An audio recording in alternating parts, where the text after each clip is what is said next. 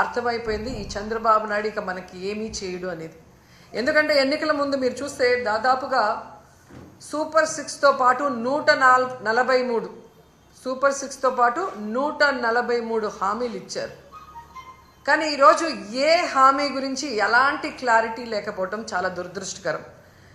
ఎందుకంటే ఎప్పుడూ కూడా బడ్జెట్ ప్రసంగం అనగానే మెజారిటీ విద్యారంగం, వైద్య రంగం, వ్యవసాయ రంగం, ఇరిగేషన్ వీటి మీద ఎలాంటి కమిట్మెంట్తో, ఎలాంటి లక్ష్యాలతో, దేనికి ప్రాధాన్యత ఏ విధంగా ఇస్తున్నారో చెప్తారని ఎదురు చూస్తే విజన్ 2047 అని చెప్పి కాకమ్మ కబుర్లతో ఆ ప్రసంగాన్ని ముగించడం మనం చూసాం. నిజంగా చాలా బాధేస్తుంది గవర్నర్ గారితో కూడా అబద్ధాలు చెప్పించడం. ఎందుకంటే చంద్రబాబు నాయుడుకి ఇచ్చిందే 5 సంవత్సరాల కాలంలో. సో తాను ఎన్నికల్లో ఏదైతే ప్రామిస్ చేశారో ఈ 5 ఏళ్ల కాలంలో తాను ఎలా అవన్నీ ఫుల్ఫిల్ చేస్తానని చెప్పమంటే 2047లో ఏదో చేయబోతానని చెప్పటం, ఇప్పుడు నేను ఏమీ చేయనన్నది ఇండైరెక్ట్గా స్పష్టంగా చెప్పడం అనేది రాష్ట్ర ప్రజలందరూ కూడా గమనించారు. ఎంత దురదృష్టకరం అంటే గవర్నర్ గారు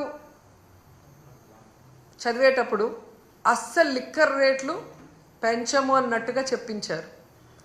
మీకు చూస్తే తెలుసు ప్రతి బాటిల్ మీద ఈరోజు రేట్లు ఎలా పెంచారో పేపర్లలో వాళ్ళ స్టేట్మెంట్లే మీరు గమనించవచ్చు. అంతేకాకుండా ఏపీ మొత్తం తెలుగుదేశం పార్టీ, జనసేన వాళ్ళు సిండికేట్లుగా తయారయ్యి ప్రతి బాటిల్ మీద 10 నుంచి 20 వరకు ఎలా పెంచుకొని అమ్ముతున్నారో ఏ ఊరికెళ్ళి ఏ తాగుబోతున్నా అడిగినా కూడా అర్థమవుతుంది.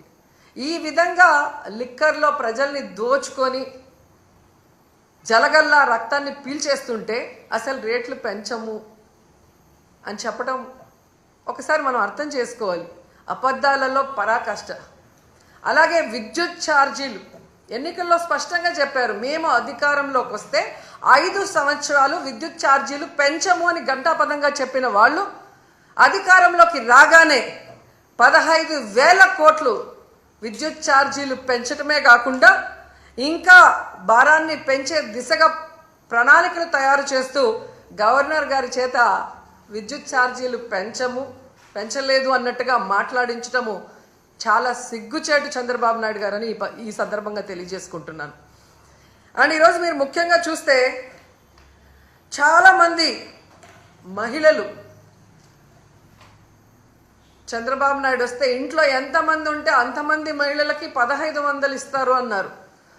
ఆ 1500 ఇస్తారేమో అని ఆతృతగా ఎదురు చూస్తే దాని ప్రస్తావనే లేదు. అలాగే మీరు చూస్తే రైతు భరోసా గురించి ప్రస్తావనే లేదు, ఫ్రీ బస్సు గురించి ప్రస్తావనే లేదు. అమ్మఒడి జగనన్న ఇస్తూ ఉన్నారు, మేము తల్లికి వందనం ఇస్తాము అని చెప్పి గొప్పగా ప్రచారం చేసుకున్నారే కానీ ఈ రోజుటి వరకు 9 నెలలు అవుతుంది, ఒక్క పైసా ఇవ్వలేదు తల్లికి వందనం. కనీసం జగనన్న ఇస్తున్న ఆ అమ్మఒడిని కూడా కంటిన్యూ చేయకుండా ఈరోజు ఎగ్జామ్స్ కూడా వచ్చేసాయి. అంటే ఏ విధంగా పిల్లల్ని మోసం చేశాడో అనేది మనం కళ్ళారా చూడాలి.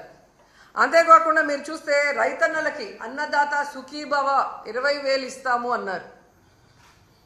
వాళ్ళకి అలాగే చంద్రబాబు నాయుడు కరువు కవల పిల్లలు అంటారు. ఆయన రాగానే ఎలా కరువు వచ్చి అందరూ అల్లాడిపోతున్నారో మనం చూస్తున్నాం.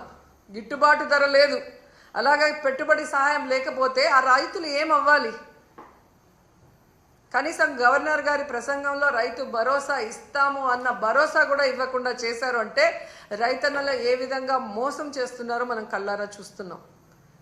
ముఖ్యంగా విద్యార్థులు, ఈరోజు విద్యార్థులు అమ్మఒడి లేకుండా ఇబ్బంది పడుతుంటే చదువుకున్న పిల్లలకి ఉద్యోగాలు ఇస్తాం లేదా నిరుద్యోగ భృతి 3,000 ఇస్తామని చెప్పి మోసం చేసి అధికారంలోకి వచ్చాక ఈరోజు మీరు చూస్తే ఏ విధంగా వాళ్ళందరికీ కాంట్రాక్ట్ ఉద్యోగాలు కానీ అలాగే అవుట్సోర్సింగ్ ఉద్యోగాల్ని ఎలా తీసేస్తున్నారో, ఉన్న వాళ్ళని వాలంటీర్స్ని ఎలా తీసేశారో మనం చూస్తున్నాం. ఉద్యోగం ఇస్తా లేదా నిరుద్యోగ భృతి ఇస్తామన్న పెద్ద మనుషులు ఉద్యోగాలు ఇవ్వలేదు, నిరుద్యోగ భృతి ఇవ్వలేదు. 9 నెలలు అవుతున్నా కానీ ఆల్రెడీ ఉన్న అవుట్సోర్సింగ్ ఎంప్లాయీస్ని, అలాగే కాంట్రాక్ట్ ఎంప్లాయీస్ని, వాలంటీర్స్ని, లక్షలాది మందిని తీసేసి వాళ్ళ కడుపు ఎలా కొట్టారో ఈరోజు అందరూ కూడా గమనించాలని కూడా ఈ సందర్భంగా తెలియజేసుకుంటున్నాను. ముఖ్యంగా ఉద్యోగస్తులు చంద్రబాబు నాయుడు వస్తే ఏదో చేసేస్తాడు అని దేవుడు లాంటి జగనన్నని ఈరోజు ఓడించడానికి కంకణం కట్టుకున్నారే. మరి 9 నెలలు అవుతుంది, ఈరోజు మీకు డిఏ లేదు, ఐఆర్ లేదు, కనీసం పిఆర్సీ కూడా లేదు. చంద్రబాబు నాయుడు అబద్ధాలు చెబితే చాలా కమ్మగా ఉంటాయి, నమ్మి ఓటేశారు. పోనీ మొదటిసారి ముఖ్యమంత్రి కాదు కదా చంద్రబాబు నాయుడు. గతంలో 3 సార్లు ముఖ్యమంత్రిగా చేసినప్పుడే ఇచ్చిన వాగ్దానం ఏ రోజు నెరవేర్చడు, అన్ని వర్గాల వారిని ఎలా అవమానించి మోసం చేస్తాడో తెలిసి కూడా మళ్ళీ ఆయన్ని నమ్మి ఓటేసిన మిమ్మల్ని చూస్తే నాకు జాలేస్తుందని కూడా ఈ సందర్భంగా తెలియజేసుకుంటున్నాను. ఎందుకంటే ఏదైనా చేయగలిగితే అది జగనన్న చేస్తాడు, జగనన్న చేయలేకపోతే ఏ ముఖ్యమంత్రి చేయలేడు అని అనేక ప్రెస్ మీట్లో నేను చెప్పడం జరిగింది. ఎందుకంటే జగనన్న మనసున్న నాయకుడు, ప్రతి మనిషికి మంచి జరుగుతుంది అంటే ఎంత దూరమైనా చేయటానికి ముందుకు వెళ్ళే వ్యక్తి. మరి ఇన్ని వెల్ఫేర్స్, ఇన్ని డెవలప్మెంట్స్, ఇన్ని ఉద్యోగస్తులకి రెగ్యులరైజ్ చేసిన వాళ్ళు ఏదైనా 1-2 చేయలేకపోతే అది ఎందుకు చేయలేదని ఆలోచించి మళ్ళీ ముఖ్యమంత్రి అయిన తర్వాత అయినా మాకు చెయ్యండి అని చెప్పి రిక్వెస్ట్ చేసుంటే ఈరోజు ప్రజలు బాగుంటారు, మీరు బాగుంటారు, ఈ రాష్ట్రం కూడా అభివృద్ధి వైపుకు పరుగులు తీసుంటుంది.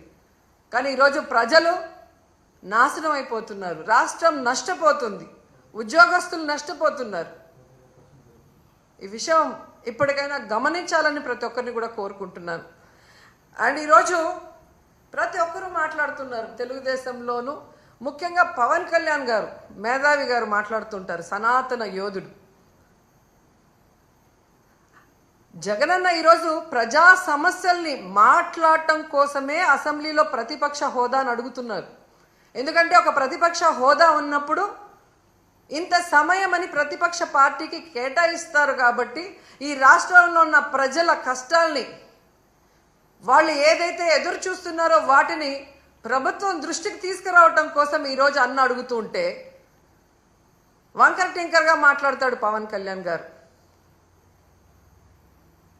ఎక్కడో జర్మనీ అంటాడు, రష్యా అల్లుడు కదా, పక్కన జర్మనీ గురించి ఆయనకి బాగా తెలిసి ఉంటుంది. కానీ ఆంధ్రప్రదేశ్లో ఏం జరుగుతుందో ఆయనకు తెలియకపోవడం మాకు బాధాకరం. నేను హైయెస్ట్ సీట్స్ గెలుచుకున్నాను కాబట్టి అసలు ప్రతిపక్ష హోదా నాకుండాలి అన్నాడు. సంతోషం, నువ్వు ప్రతిపక్ష నాయకుడిగా ఉండి చంద్రబాబు నాయుడు చేసే తప్పుల్ని నిలదీస్తాను, ప్రజల పక్షాన ఉండి పోరాటం చేస్తాను అంటే వెంటనే మీ డిప్యూటీ సీఎం పోస్టుకి రాజీనామా చేసి ప్రతిపక్ష హోదా తీసుకొని ఎదురుగా కూర్చొని ఆయన చేసే తప్పుల్ని ఎత్తి చూపించండి. ఆ పని మీరు చేయలేరు కదా. చంద్రబాబు నాయుడికి కష్టం అంటే డైవర్షన్ పాలిటిక్స్ చేస్తారు, చంద్రబాబు నాయుడు గారికి కష్టం అంటే రోడ్డు మీద పడుకుంటారు. కానీ ఈ రాష్ట్రంలో ఆడపిల్లలు రేప్ అవుతున్నా, మర్డర్ అవుతున్నా, విద్యార్థులు రోడ్ల మీదకి వచ్చి చెప్పులతో కొట్టుకుంటున్నా వాళ్ళకి జరిగిన అన్యాయానికి మీరు హాస్పిటల్ బెడ్ మీద పడుకొని ఏమీ విన్నట్టు ఉంటారు. ఎన్నికల ముందు మీ స్పీచ్లో ఆవేశంగా మీరు చెప్తుంటే నిజమని నమ్మిన వాళ్ళు ఈరోజు వాళ్ళ చెప్పులతో వాళ్ళు కొట్టుకుంటుంటే అయినా మీకు అర్థమవుతుందంటే అది కూడా అర్థం కాకుండా మళ్ళీ జగనన్నను బ్లేమ్ చేస్తున్నారు. మీకు నిద్రపోయినా, మెలుకున్నా, అసెంబ్లీకి వచ్చినా, బయటికి వెళ్ళినా ఎప్పుడు జగన్ జగన్ జగన్ జగన్ని ఎలా తిట్టాలి, జగన్ మీద ఎలా దుమ్మెత్తిపోయాలన్న ఆలోచన తప్ప మరొకటి లేదా? 9 నెలలైంది మీరు అధికారంలోకి వచ్చి, మెజారిటీ సీట్లు మీకున్నాయని గొప్పగా చెప్పుకుంటున్నప్పుడు 11 సీట్లని ఎక్కిరించే మీరు 11 సీట్లున్న జగనన్నకి ప్రతిపక్ష హోదా ఇవ్వడానికి ఎందుకు భయపడుతున్నారు? ఒకవేళ మీరు గవర్నర్ స్పీచ్లో చెప్పినట్టు గత ప్రభుత్వంలో జగన్ గారే తప్పులు చేయడం వల్ల నష్టపోయి ఉంటే ఆయన ప్రతిపక్ష హోదా ఇస్తే అసెంబ్లీకి వస్తారు కదా, అప్పుడు నిలదీయండి, ప్రూఫ్లు చూపించండి. అంటే మీ పచ్చ మీడియాలో మీరు మాట్లాడే మాటలంతా కూడా అబద్ధాలు, కేవలం జగన్ని బ్యాడ్గా చూపించడానికి మీరు ప్రయత్నం చేశారు. అదే అసెంబ్లీలో అయితే ప్రూఫ్లతో కూడా చూపించాలి, అక్కడ జగన్ ఎంత మంచివాడు, ఈ రాష్ట్రాన్ని ఎంత అభివృద్ధి చేశాడు, ఈ రాష్ట్ర ప్రజలకు ఎంత వెల్ఫేర్ చేశాడు, ఎంత డెవలప్మెంట్ చేశాడో చెప్పాల్సి వస్తుంది. కాబట్టే ఈ రోజు మీరు ఆయనకు ప్రతిపక్ష హోదా ఇవ్వటానికి నిరాకరిస్తూ మేకపోతు గాంభీర్యాన్ని ప్రదర్శిస్తున్నారు అనటంలో ఎటువంటి సందేహం లేదని కూడా ఈ సందర్భంగా తెలియజేసుకుంటున్నా.